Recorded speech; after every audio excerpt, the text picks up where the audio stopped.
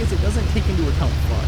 And like the whole thing about like playing Commander and trying to balance power levels is so everyone can have fun. I would imagine if I didn't know Grim and I went to a Magic Fest and I was like, hey, I got a 6 and my deck is a little better than an upgraded Precon, and I'm gonna like cast some creatures and try to do my thing.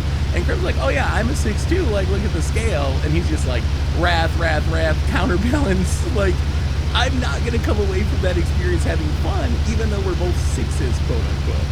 Well, maybe the power level guide is not the only criteria you should be using at games, but I think it's a very powerful one in terms of organizing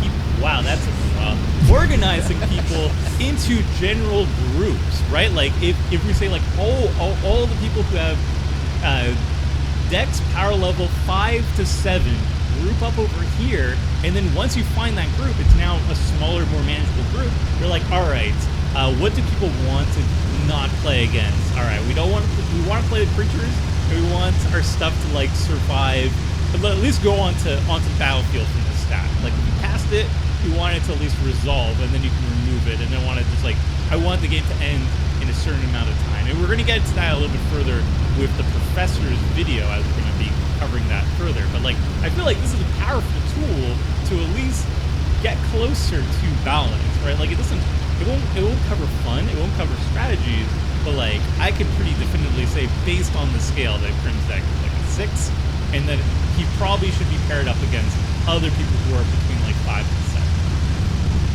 All right. So next deck.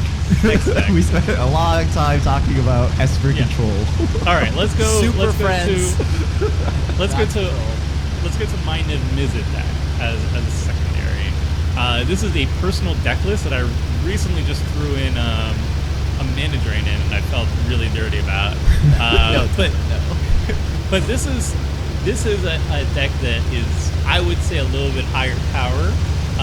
It's a Niv-Mizzet Perun deck, which I feel is a very powerful commander. Like as everybody at this table has already experienced, he gets to draw a lot of cards very easily. And the deck is a Spellslinger deck, so it runs a bunch of cards that care about instant sorceries, but it also has some very powerful combos. If you enchant Niv-Mizzet Perun with either Curiosity, Ophidian Eye, or Soulbind him with Tandem Lookout, as soon as Niv-Mizzet deals 1 damage to any player, you're going to draw a card.